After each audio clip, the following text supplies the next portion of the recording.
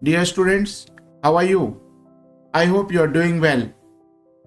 Today's topic is temperature coefficient of resistance. When we have the electrical circuits, mostly we use aluminum wire and copper wire. Like winding of motors, mostly we use the copper wire. So, when we are using the different metals in different type of electrical and electronic circuits and components and devices. The one important aspect of this, the resistance. The resistance plays an important role because more the resistance, more the heating, and we want to reduce the heating and reduce the temperature of the wires and metals in electrical and electronic circuits. If the temperature increases, there are the chances that metal may melt or other components, low melting materials will melt and will cause damage to the electrical circuit. Therefore, wherever we are using the metals, we have to control the temperature, and to control the temperature, we have to control the resistance. And how to decide how much resistance for a given material at a given temperature. This can be easily understood and easily decided by one of the component in the physics, one of the parameter, and that is nothing but temperature coefficient of resistance. In today's topic, I am going to talk about temperature coefficient of resistance. You see, all metals composed of atoms and electrons are revolving around the nucleus. When we provide energy to the atoms, these electrons come out of the atoms and they become free electrons. In case of metals, electrons easily become free because of many other reasons like electron affinity, ionization potential, etc. I will not go into that topic. But in metals, electrons easily become free. Whereas in case of insulators, it's a very tough job to make the electrons to come out of the atoms. So when the electrons become free, they can move here and there, and the atom is losing the electrons. Therefore, atom now no more atom. It has become the positive ions. Thus, in case of metal, there are the two things. One is the moving electrons, moving free electrons, and the positive ions. When these electrons move inside the metals, they collide with the positive ions, and the energy of the electron is lost. The collision of electrons with the positive ions depends upon temperature. As the temperature increases, the number of collisions also increases. You see, electrons move from one point to another point due to the applied electric potential. When we apply electric potential, electrons are moving from one point to another point. But the motion of the electron also depends upon temperature of given metal. When the temperature is increasing, the vibration of positive ion also increasing. So, the vibration of positive ions are opposition to flow of electron. They cause the disturbance to the motion of electron. When electrons are moving, this vibration will work like a speed breaker and they cause the loss of energy of electron. And that is the reason of resistance in a given metal. And to study the effect of electron, we have to study the resistance of the given material. Resistance changes with temperature. So, in today's topic, I am going to focus how the resistance changes with temperature and what we should do to measure the variation of resistance with respect to temperature. Here, in this video, I am going to consider moderate change in the temperature, that is 0 to 100 centigrade.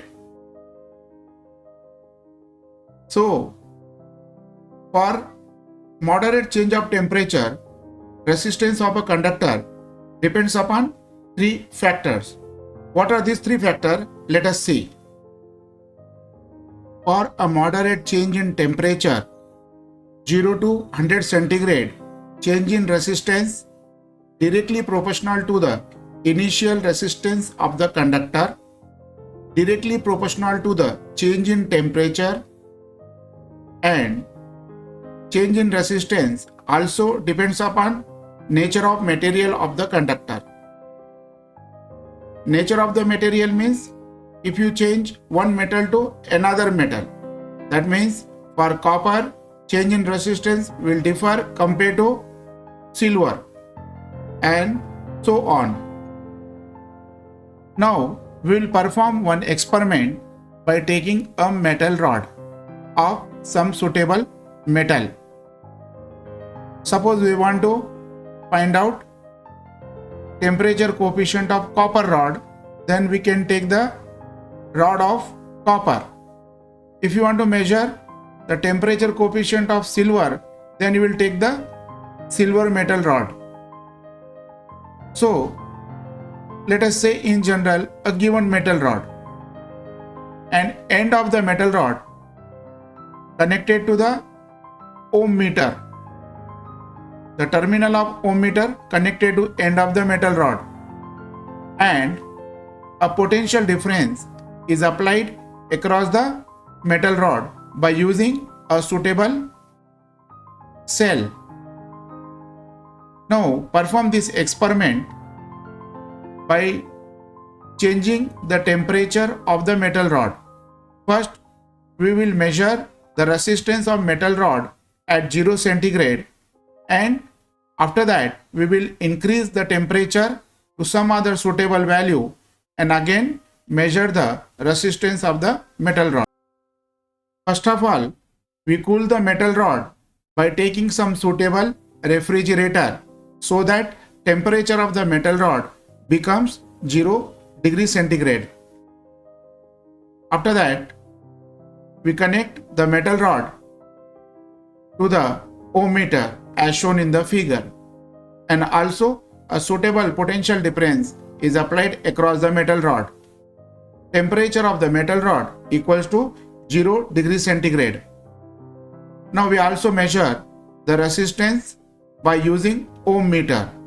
Let us say 25 ohms. How to indicate technically? This can be written technically as R0 equals to 25 ohms. Now we heat the metal rod by using certain heating system such as candle till we raise the temperature, let us say up to 70 centigrade. Now we perform the experiment with the same connection, but only change is the temperature of the rod. The temperature of rod is taken randomly as 70 degrees centigrade,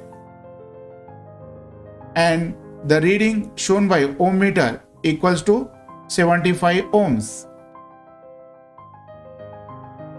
Thus, at 0 centigrade, the resistance of the given material under given condition is 25 ohms.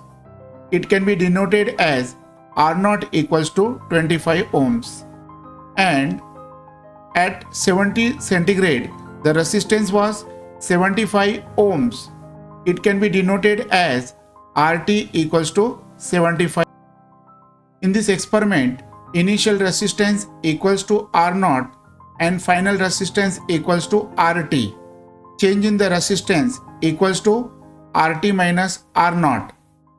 And we already stated that change in the resistance is directly proportional to the initial resistance of the conductor. Therefore, RT minus R0, that is equals to change in the resistance, will be directly proportional to R0. Let us call it as a equation 1. Also, one more statement, that is change in resistance directly proportional to change in temperature.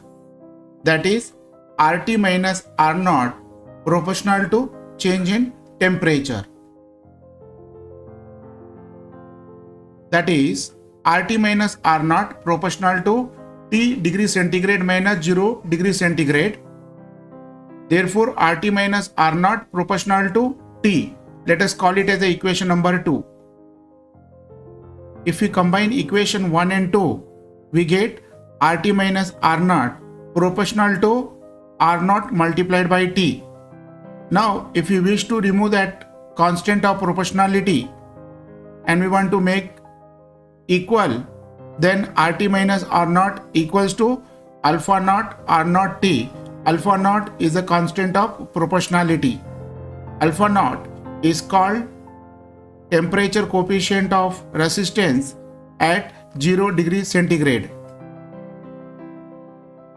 Writing equation 3 again, alpha naught R naught T equals to RT minus R naught implies, from this equation we can get expression for alpha naught.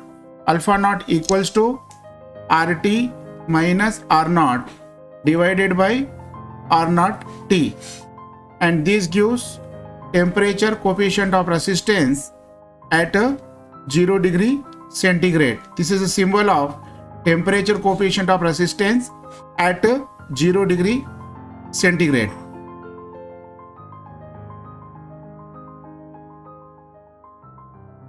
In this equation, RT minus R naught upon R naught, this gives change in resistance per ohm original resistance,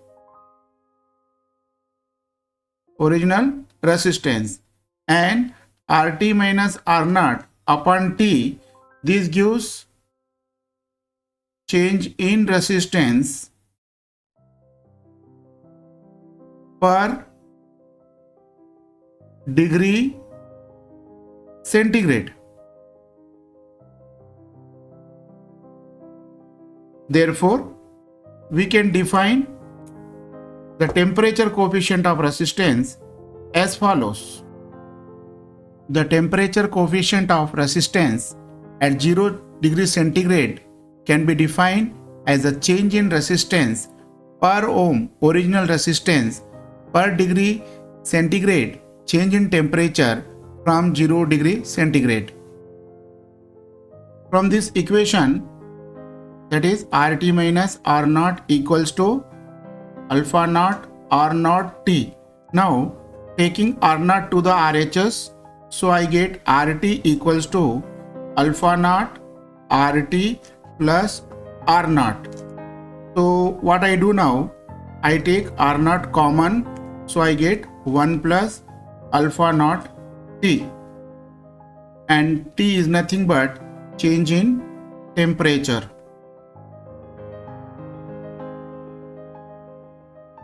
Suppose the temperature of the given conducting metal changes from T to capital T. That means T equals to starting temperature and capital T equals to final temperature, and change in temperature equals to T minus T. T minus T equals to change in temperature.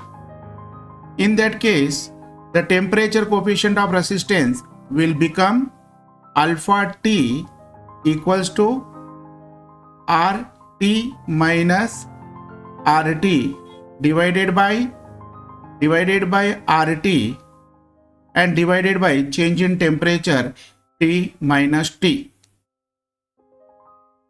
So alpha T nothing but temperature coefficient of resistance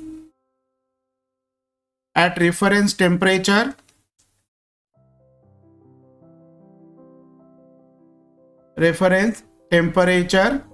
T. From this equation we can find out expression for resistance at T centigrade, degree centigrade. We have alpha T equals to RT minus RT upon RT T minus T, which can be simplified and written as RT minus RT equals to alpha T multiplied by RT capital T minus T. Now taking this RT to the RHS. So RT, be careful while writing small t and capital T. Capital T is the final temperature, small t is the starting temperature. Taken RT to the RHS. Now taking common. So we get here 1 plus alpha T, T minus T. By using this expression, we can easily find out the resistance of a given material if it is heated from starting temperature T to final temperature capital T. Suppose an object is heated from 30 degree to 40 degree. Then 30 degree nothing but small t, 40 degree nothing but capital T. So T minus T, that is 40 minus 30 equals to 10 degree is the change in the temperature. And alpha T, temperature coefficient of resistance at a reference temperature small t. By using temperature coefficient of resistance, we can find out resistance of a given material either from 0 to any other temperature or from one reference temperature to the another reference temperature, from one lower temperature to another higher temperature. If the object is heated, we can easily find out resistance of that metallic conductor. Now we can generalize above expression. Suppose T1 is a starting temperature and T2 is a final temperature. It is the initial temperature. And T2 is a final temperature of a given conductor. At T1, resistance of the conductor is R1. At T2, resistance of the conductor equals to R2. If I wish to find R2 equals to how much, then above equation can be generalized as R2 equals to R1 1 plus alpha 1 and T2 minus T1. This is the generalized form of above equation.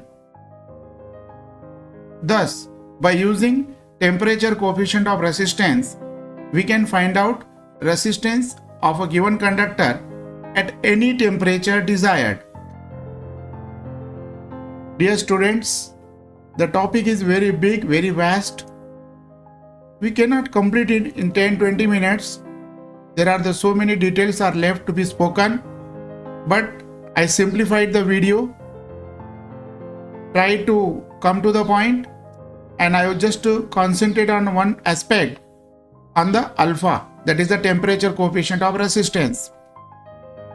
If you wish to have more information on this topic, you just send your comments, request. I will certainly make another video for the topics left under this temperature coefficient of resistance. If you are not understanding, communicate with me, and what you want exactly from my channel, you certainly communicate with me. I will make the videos on the topic you desired. I promise you, even one fellow is having demand, then also I will make the video. Only just you send me your request. One more thing I would like to tell you, from this video onwards, I have made another channel for exclusive for mathematics, and this channel of Patni classes exclusively I reserve for the physics. Now, in this channel, in coming future, you will see only the videos related to physics. And for mathematics, I got another channel. The name of the channel is All Time Mathemagic. You certainly visit that channel and enjoy the videos on mathematics.